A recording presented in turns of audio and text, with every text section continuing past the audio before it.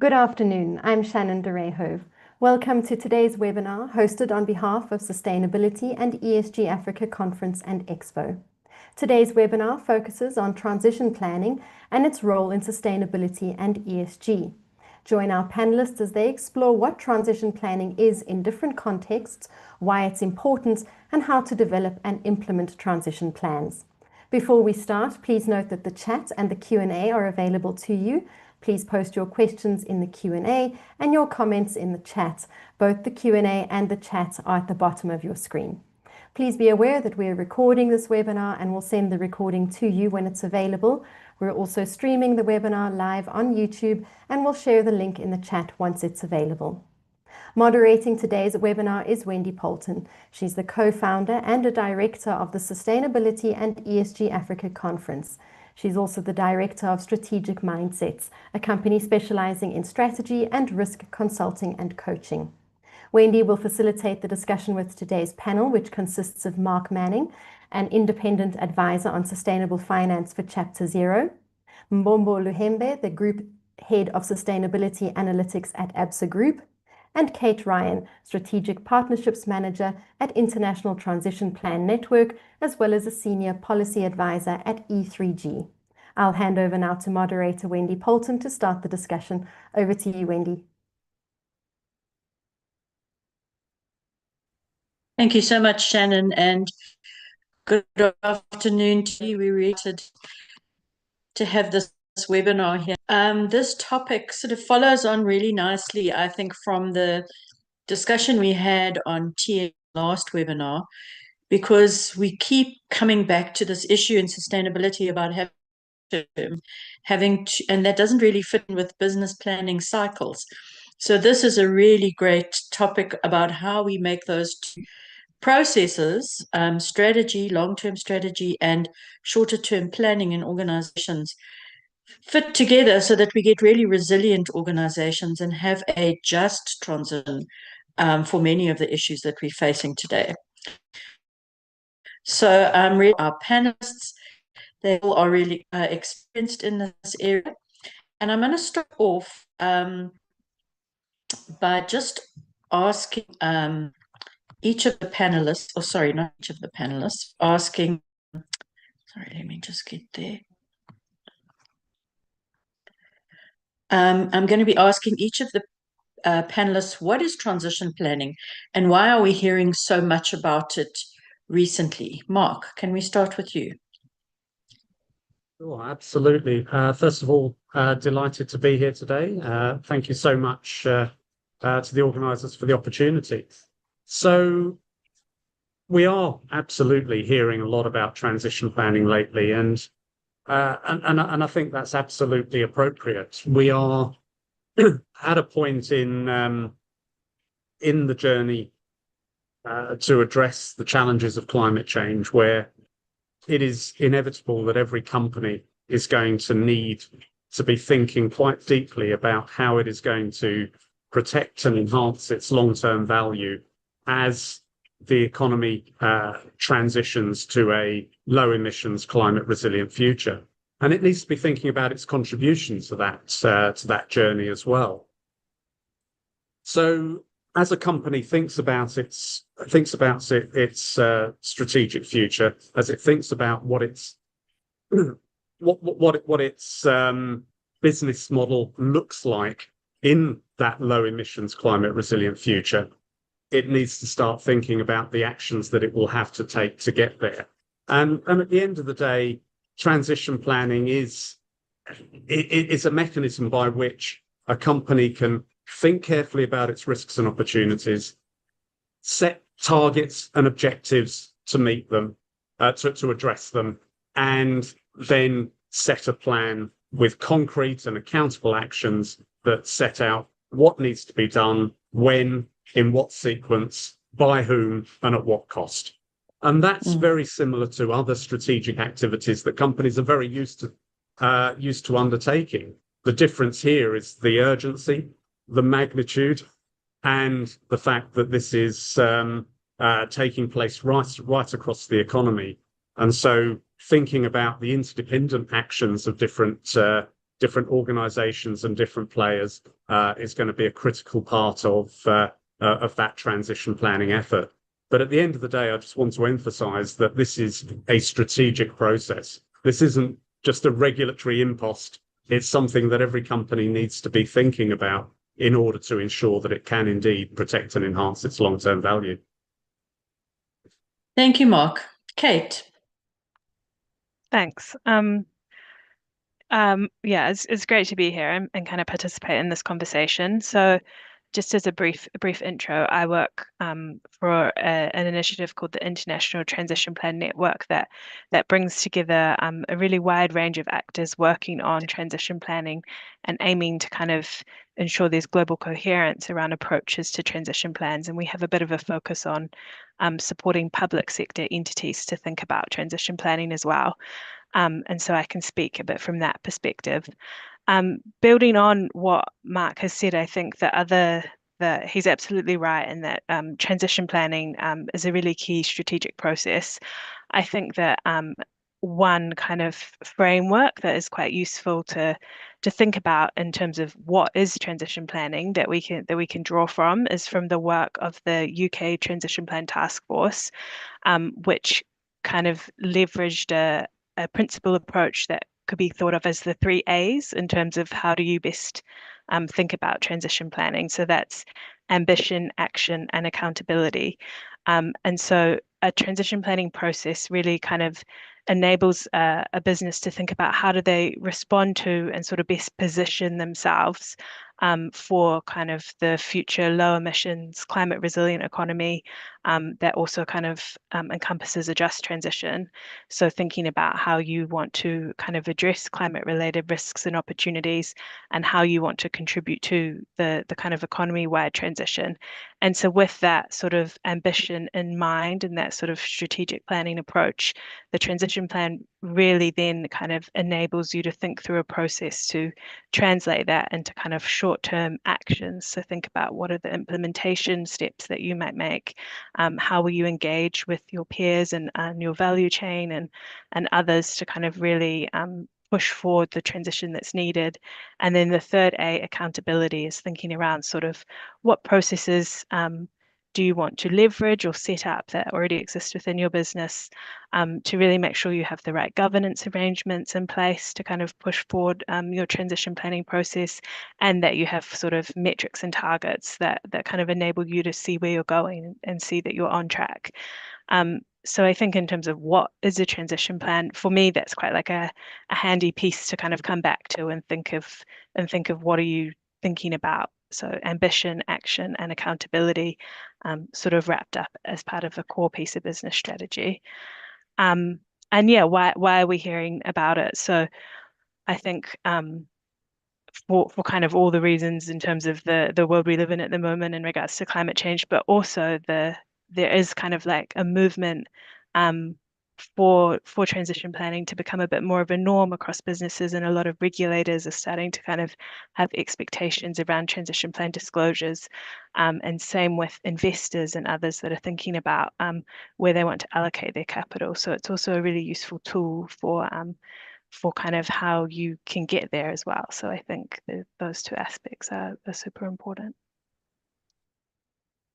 Thank you, Kate. I mean, I think that's a really great framing, having those 3 A's, because it really encompasses everything that is different to some extent about transition planning, putting all of those together. So last but not least, Mbombo, your thoughts.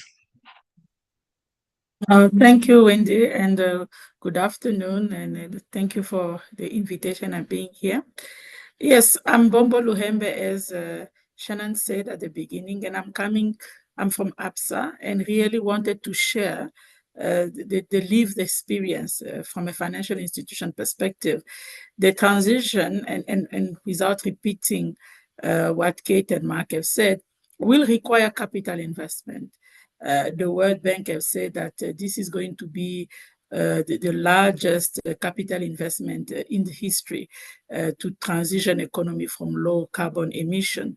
So, and as a bank, we are in that ecosystem with other stakeholders to support the transitions. And therefore, from our perspective, we look at transition as the funding that we provide to organizations as they are transitioning to lower carbon emission.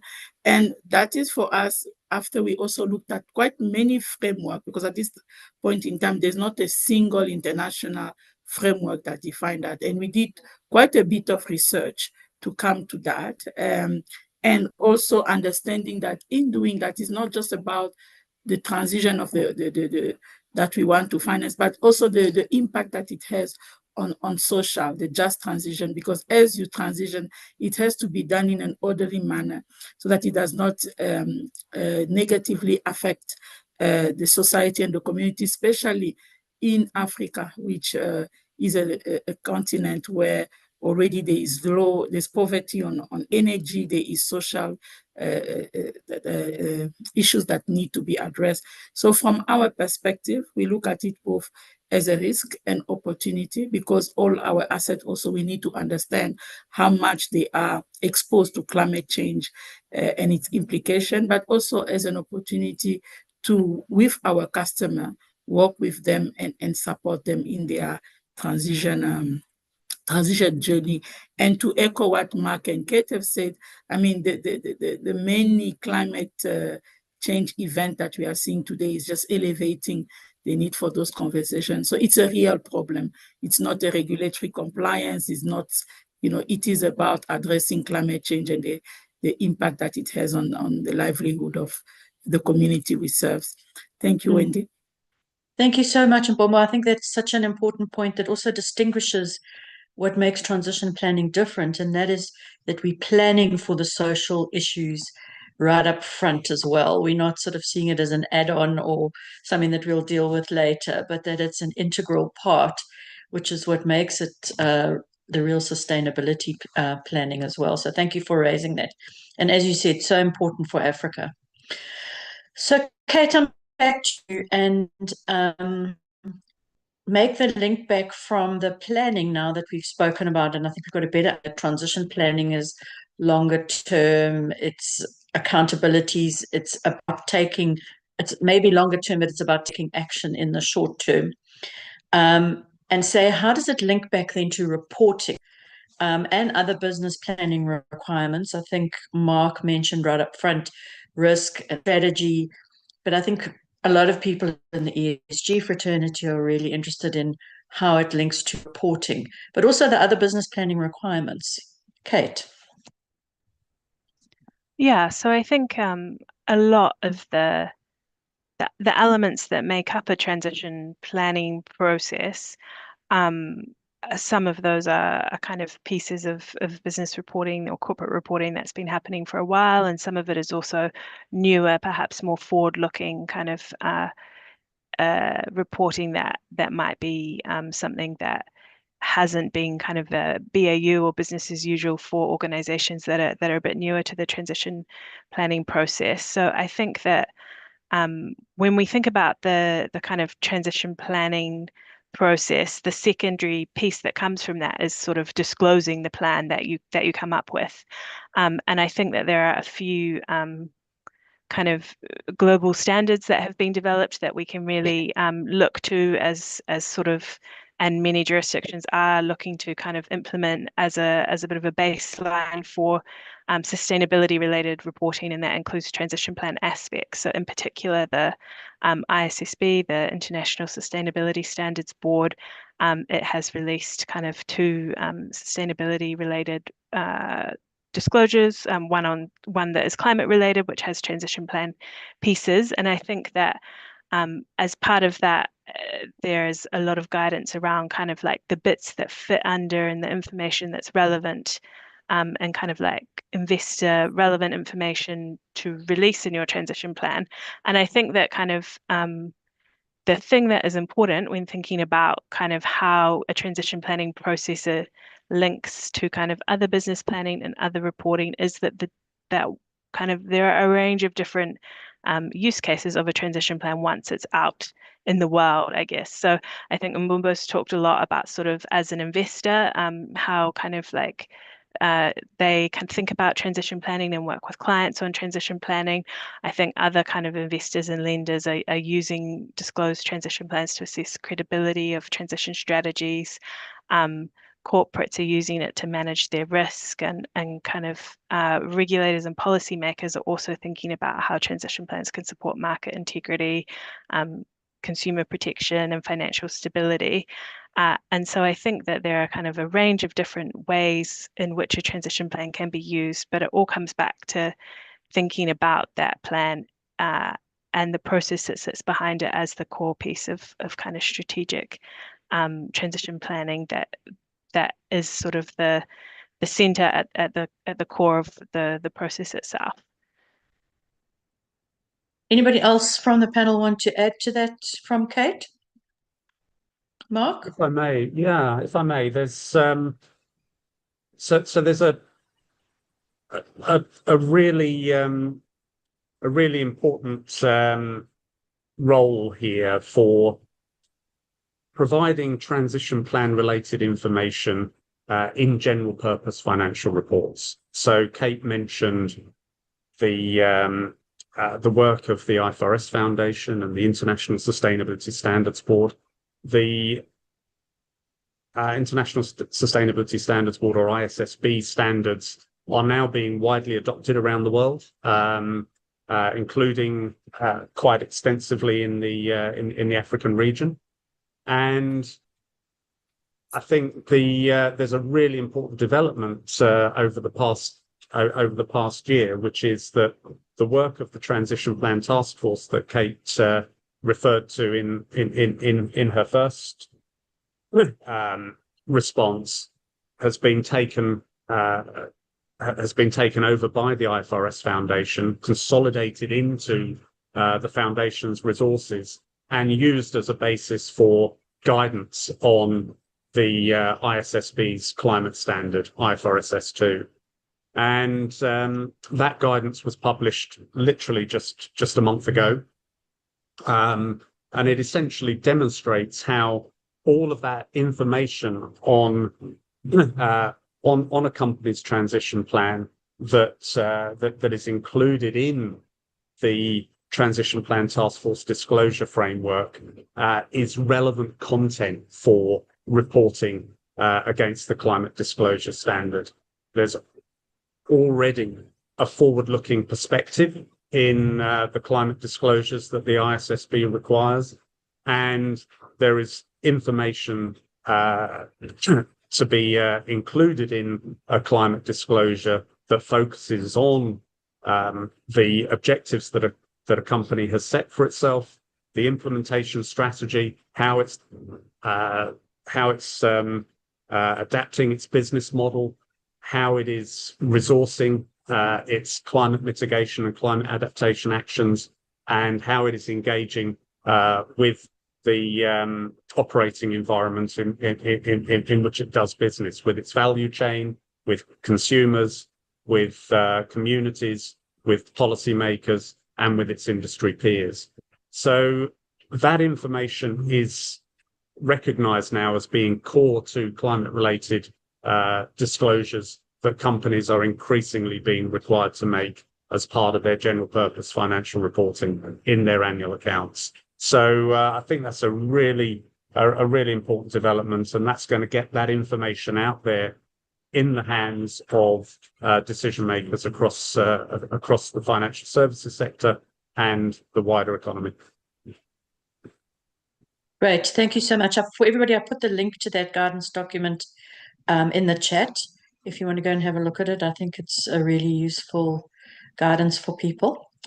Mbombo, your thoughts? Because you've got the practical side of things when it actually the rubber hits the road, right? Yeah, quite right. And I just want to sympathize with anyone on the call who has done an ESG report or a sustainability report. It can be very overwhelming. First of all, there is a lot of standards and framework that can have an impact on an organization. We are in a bank, and it comes from your regulator, it comes from international standards. So it can be quite a lot.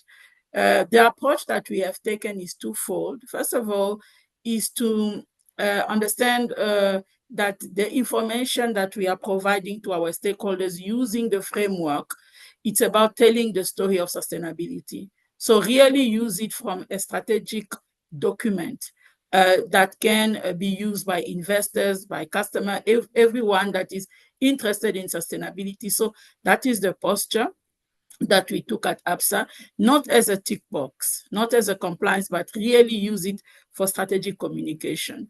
And then from there, what we also did was to understand what framework and standards are relevant to us, because these standards can be quite repetitive, and understanding that there's quite a lot which one are relevant to us, and in the one that are relevant to us, where do they merge, and when do they are different with different requirements, so that when we are collecting the information, we understand that, you know, maybe there are certain information that we are collecting for all the standards we are required to disclose on, and what are the specificities for some of these standards. And then from there was to do a gap analysis, really understanding what information lives already into the organization and what is not there, and what is the roadmap to closing that gap, and bringing really the 3 A's of Kate. You know, what is the ambition? How many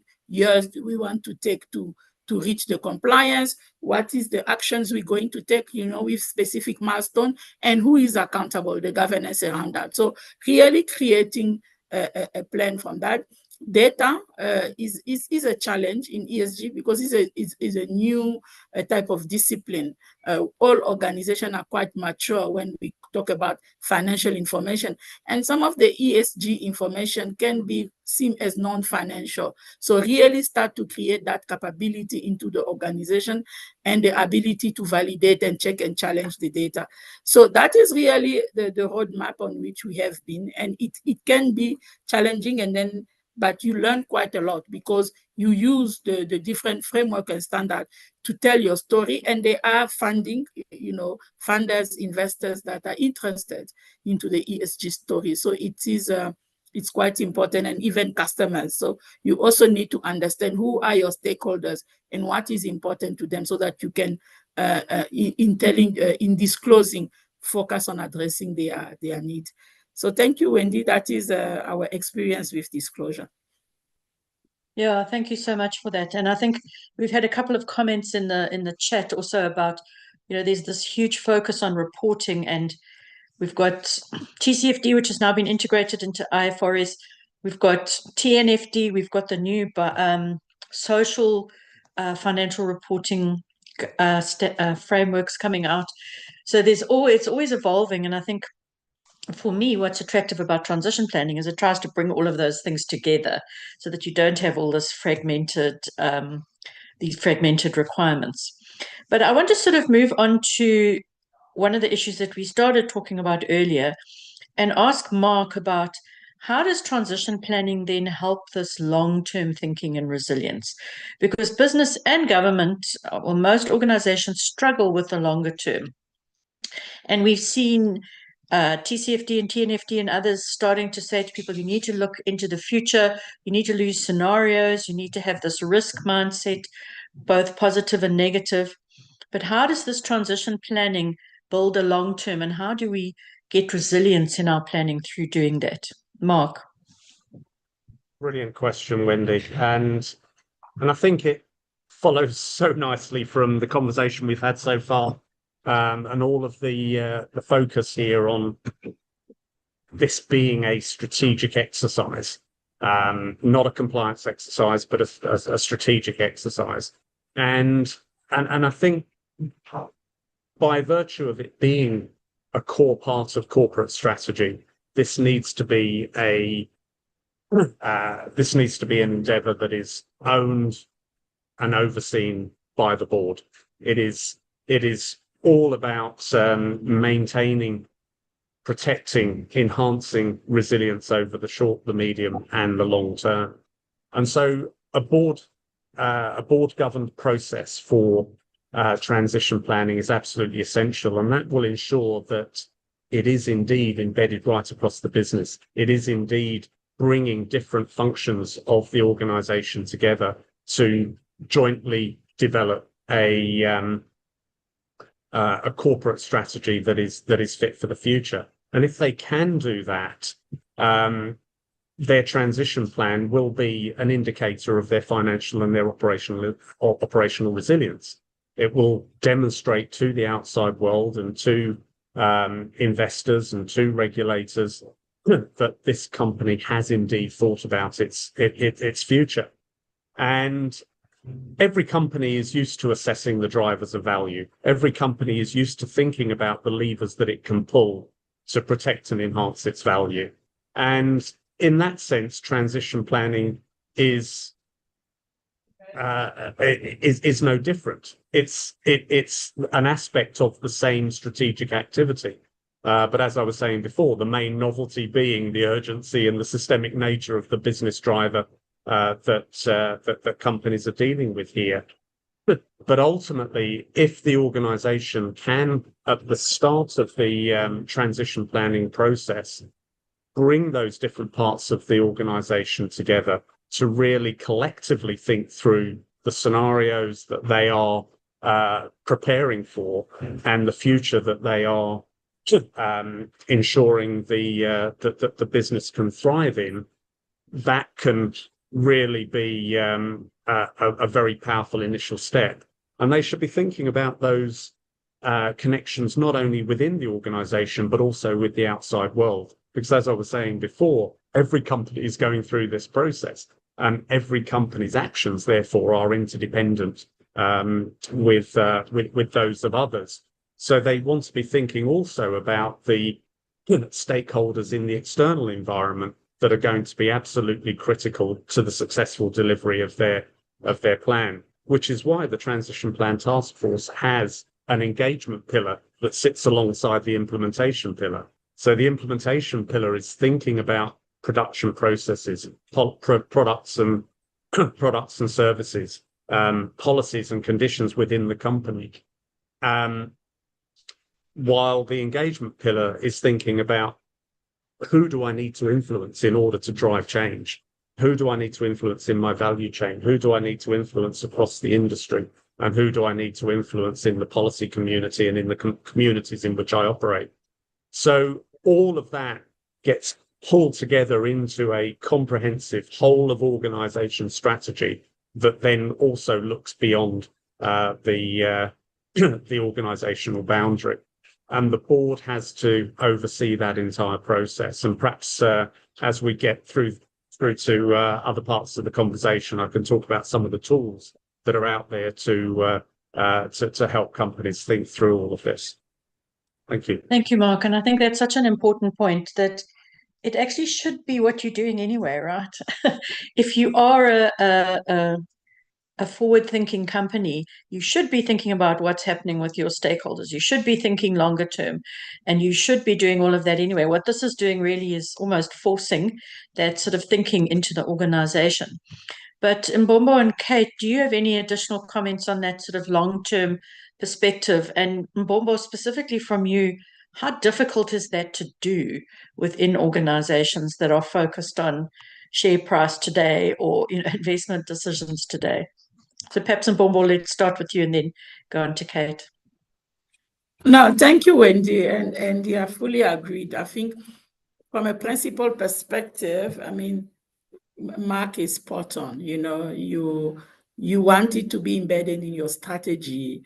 And that is why, from an Absa perspective, the executive or the Exco member that is the head of the strategy also oversees sustainability. So it's combined in one function, because we see sustainability as part of the strategy, and our effort is to, with time, embed it into the thinking of the strategy. That is just a component or maybe a data point when we are doing the strategy formulation. But I think that to just comment on what you said, and I agree fully with Mark, but in practice, when we talk about strategy, I don't think most companies think about 2050, what we want to achieve, and do you have the data to support decision for 2050. So I believe that is where the challenge is, as opposed to maybe a 5 or 10-year type of a strategy that most organizations are used to formulating. And, but when you think about 20, 40 years from here, it's quite a challenge. And that is where, that is maybe the balance and maybe the challenge that we have. It's both from a data perspective, because you have to make decisions with limited data. Yeah, there's a lot of assumption, and those decisions are a commitment that the organization is making. And at the same time, how do they impact the decisions that you are making today, and maybe your profitability of today? So that is maybe the healthy tension that sustainability is bringing into the room. Otherwise, very much aligned with Mark. It is driven from the board with the most senior people, and it is cascaded throughout the organization. Thank you, Wendy. Thank you so much for bringing those sort of practical issues in. I mean, I 100% agree. And that's why you want your strategy and your plan to be agile, right?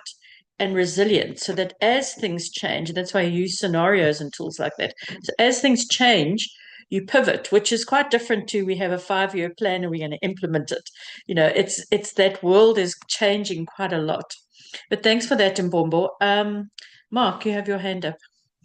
Yeah, I just wanted to double click on that on that observation that this is a dynamic process.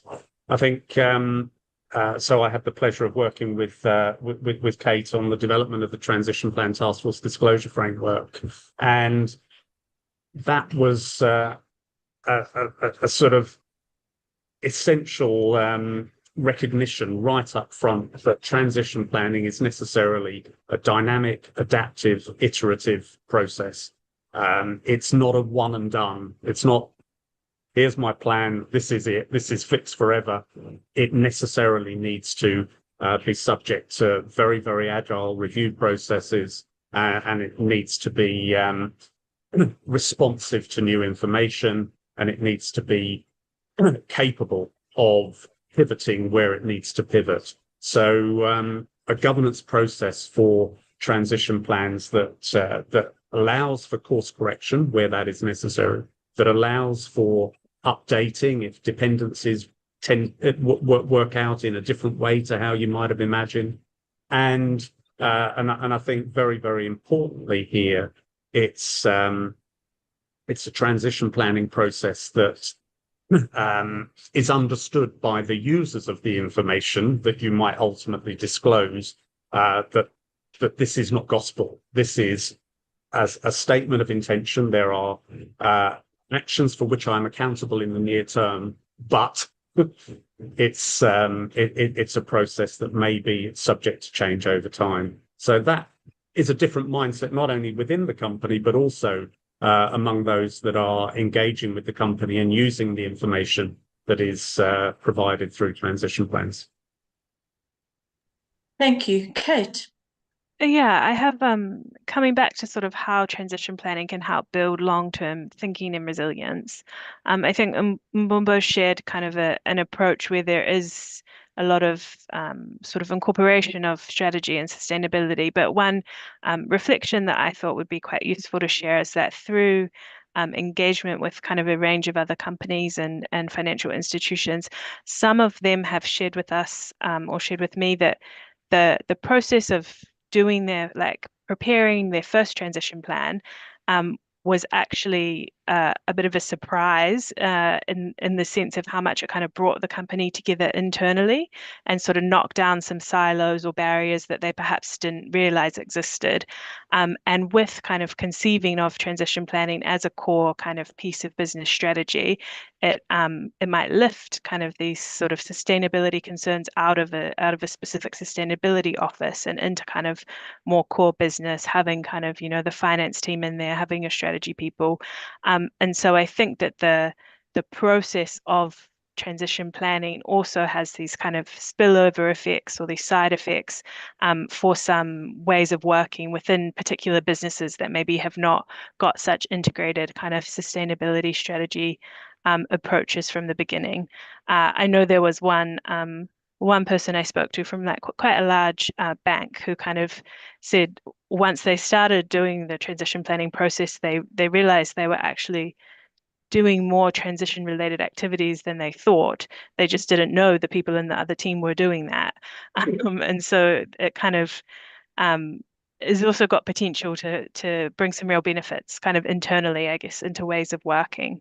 And the other piece, which I think has been quite unspoken in our conversation so far, but maybe worth just kind of emphasizing it, is that transition planning also provides an opportunity to think about climate change mitigation, but also adaptation and resilience from that perspective. So how will you kind of adapt to physical risk and kind of other changes that will come with the changing climate? And so I think that there is a kind of a bit of a practical sort of adaptation resilience angle in there that can be incorporated within transition planning that is maybe a little bit newer than kind of the mitigation angles in terms of some of the kind of frameworks and kind of thinking that's come out, but is definitely very much something that is being thought about kind of globally at the moment. So the G20 under the South African presidency is thinking about how adaptation and resilience can be incorporated into transition planning,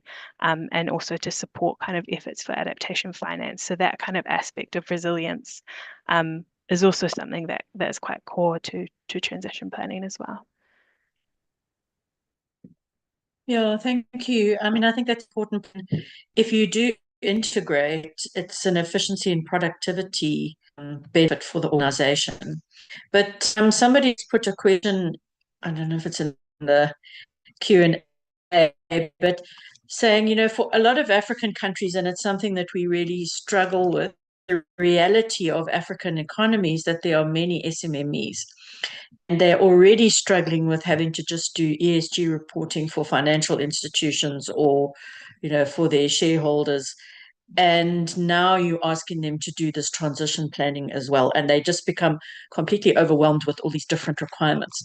So I think that message that you are saying is that this is a way of integrating this and making it more efficient, and that you don't necessarily have to have a separate standalone transition plan. It should actually be in your strategy, your annual strategy and your financial plan and in your operational plans already. And so what is the panel's comment on that? Do you need a separate standalone transition plan, or can companies start integrating some of these things? And there's also a comment in the Q&A about if you add now layer onto that reporting for example, climate issues, we're already struggling in small organizations to do supply chain and double materiality type issues with scope 1 and 2. And now you have to also ask them about what are you going to do in future. So, you know, how do companies grapple with this complexity? Anybody want to start with that? Mark? Yeah, happy to kick us off on this. I mean, it's a really important point. So in my earlier remarks on the reporting piece, I was emphasizing the fact that transition plan relevant information, the outcome of a transition planning process, is information that, if material, should be included in reporting in line with ISSB standards. So this would indeed be integrating transition plan information in climate-related disclosures in accordance with international standards that are being adopted around the world, including in Africa.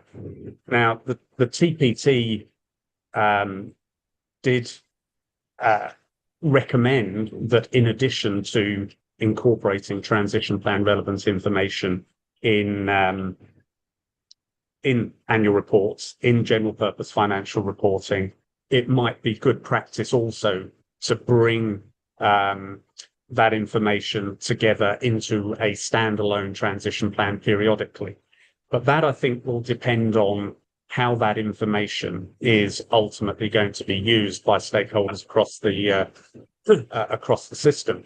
If investors are going to value that information, then bringing all of that content together into a standalone report can be a very beneficial thing. But that is that's not necessarily going to be a regulatory requirement. That is a requirement that derives from how that information is used and acted upon in the ecosystems. And I think that's where we can sort of start to think about the value of this reporting.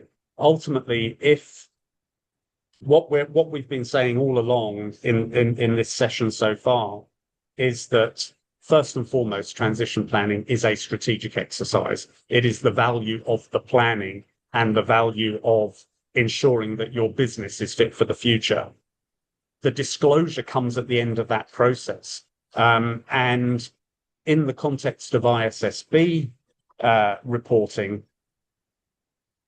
the standards are drafted at a sufficiently principles-based level, and with a strategic focus and with a focus on what is material to providers of capital, such that it is merely putting a package and a common language around telling your sustainability story, which is exactly what Mbombo was saying earlier, that that the reporting is a vehicle for communicating to key stakeholders the outcome of your process and doing it in a consistent and comparable way. So to that extent, it shouldn't be a huge lift for the reporting. The critical thing is all about the strategic activity that's taking place within the business. And if you can then incorporate the reporting into your wider climate-related disclosures, that should manage the burden. But if there is a demand out there among investors to go further, then if that is going to be valuable to you to meet those investors' needs, then you can bring the content together into a standalone report as well. But that will be very much driven by whether that does indeed deliver benefits to you. Thank you. Anyone else on the panel want to comment, or can we move on? Okay, cool. So the next, I want us to spend the last part of this webinar just talking about tools and skills for people that are wanting to get into transition planning. And so I think from a skills perspective, we've mentioned a number of things around data. I've heard also new skills potentially around engagement and new skills at board, having to understand and deal with complexity, new tools that we're going to have to use. So maybe Kate, we'll start with you because you mentioned earlier that you wanted to come back to tools. What are some of the things that can help organizations do this, and what skills are they going to need to build? Upskill, I would imagine, in most cases in their organizations. I think it was Mark that wanted to come back to the tool. Sorry.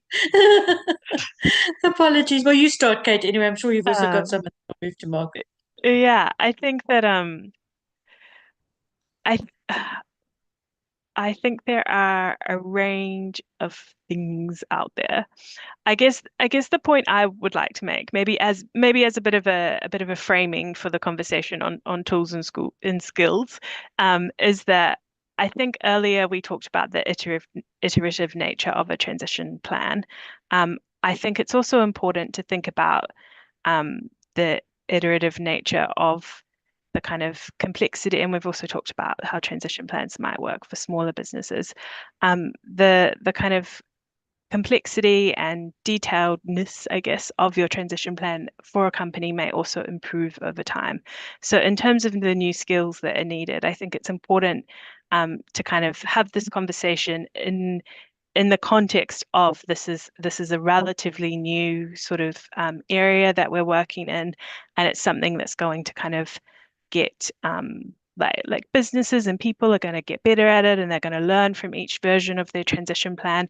And so there are a range of kind of toolkits. So I know Mark will be able to speak to the kind of board level toolkits that Chapter Zero has created. There are kind of international organizations that work on sort of how CFOs and kind of the finance office in particular can focus on transition plans. So an organization called Accounting for Sustainability. There's many kind of guidance material that the Transition Plan Task Force has kind of put out on sector by sector level that people can look to. There is a big range of things there, but I think the thing that I want to kind of start this discussion with is that it's kind of step by step, I guess, to get there. So I think that that's kind of a really important piece of framing before we get into the kind of here is a whole bunch of different things that you can look at and that is there to help you. So maybe that can be my intro for now. So have a transition plan for transition planning. Thank a plan you, for Mark. a plan for a plan. I like it. Thank you, Mark.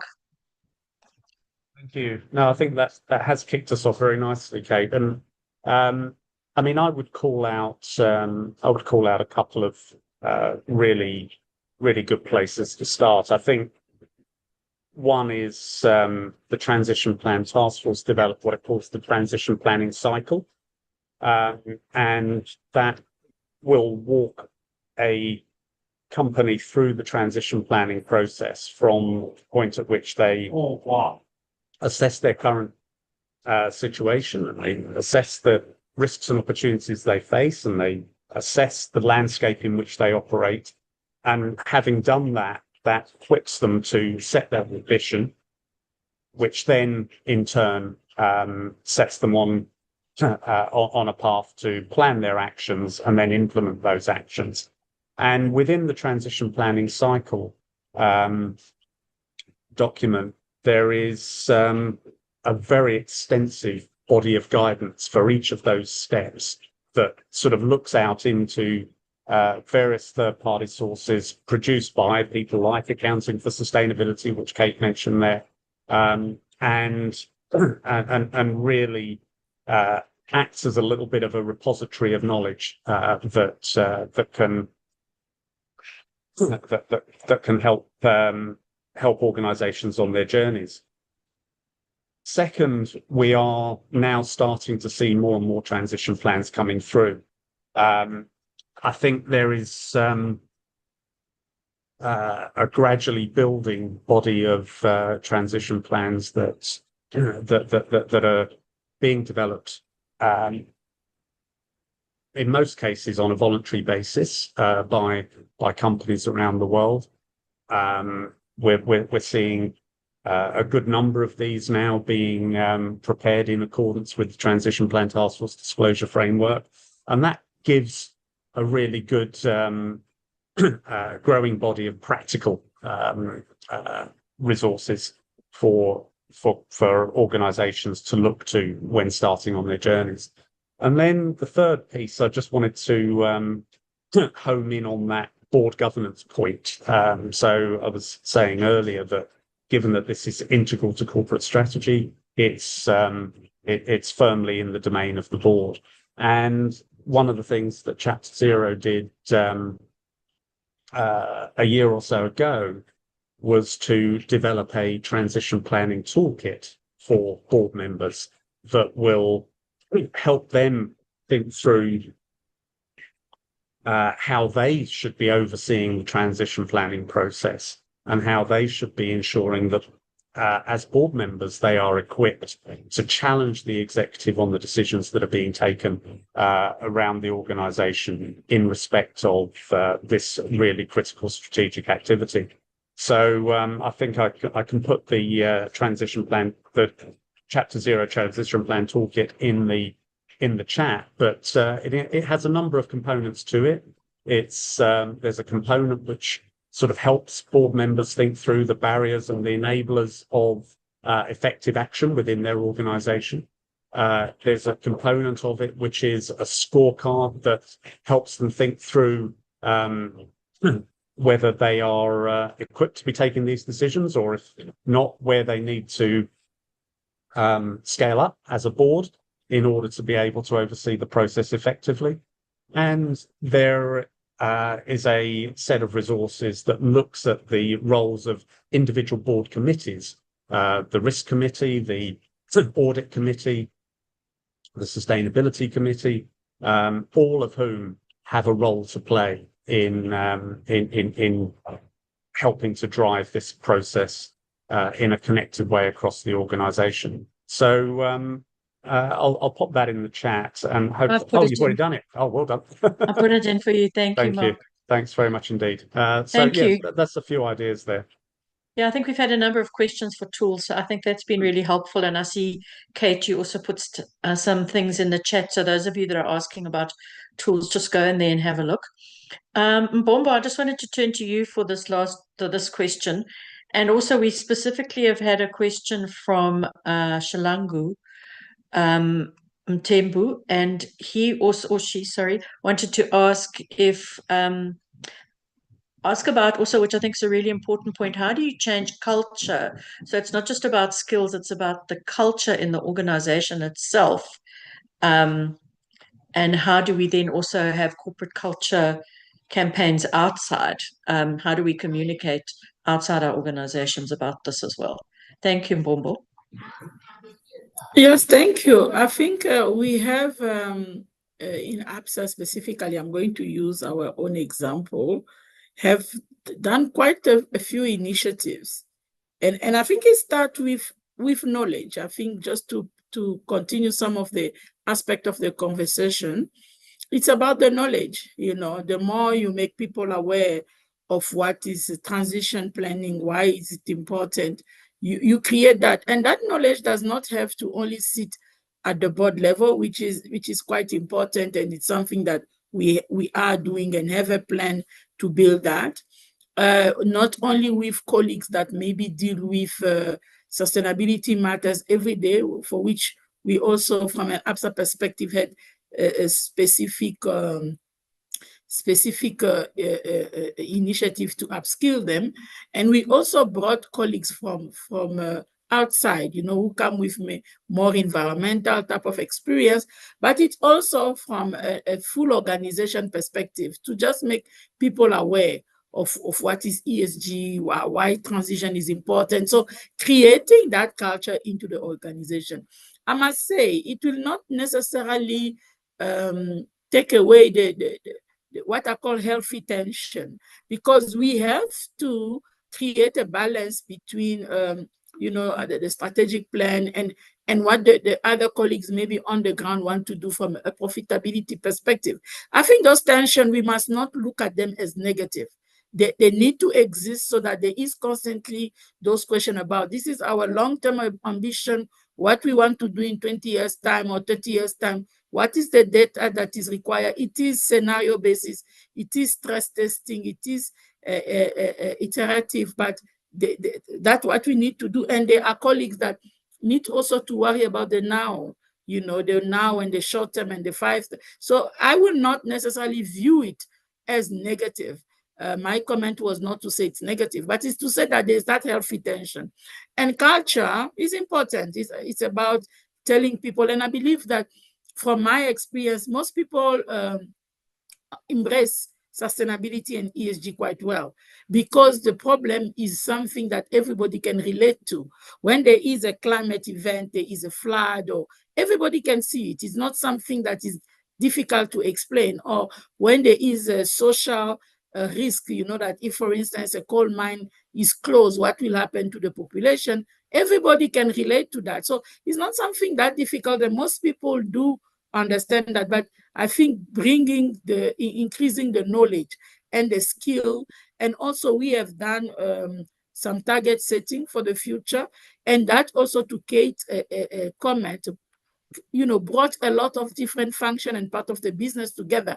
So doing the transition plan has the advantage of bringing different part of the business and sometimes break some of the silo that exists. So on its own, it is quite important. But that's what I will do, is increasing the skills, and also being on the journey in itself, make more people understand why we do that, and training. That will be my answer, Wendy.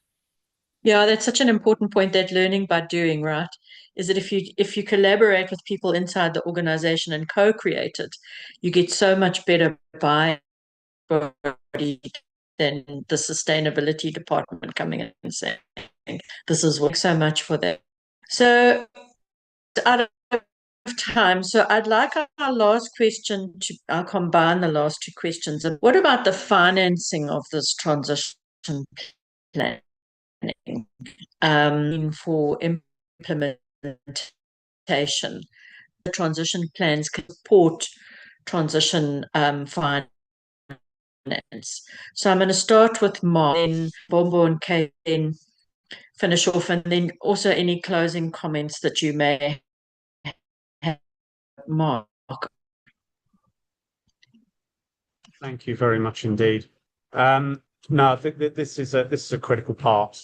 At the end of the day, we've all seen the big numbers, the trillions of dollars that will need to be mobilized every year in order to in order to deliver on transition goals globally, and so a really important role of transition planning is for companies to set out their journeys for capital providers to essentially build confidence that the companies that they invest in or they lend to are indeed equipped to thrive in a low emissions, climate resilient future.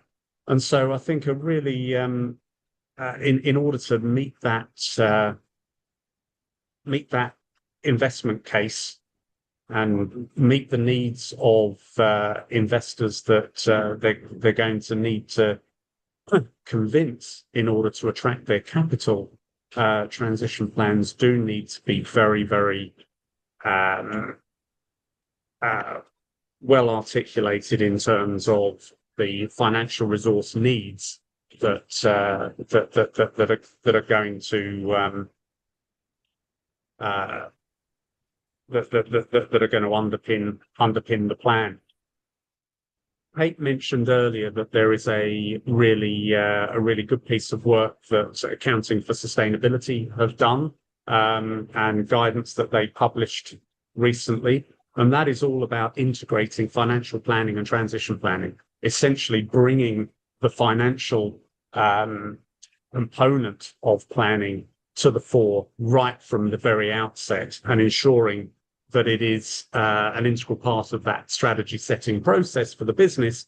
How are we going to fund this, and what is it going to mean in terms of funding this?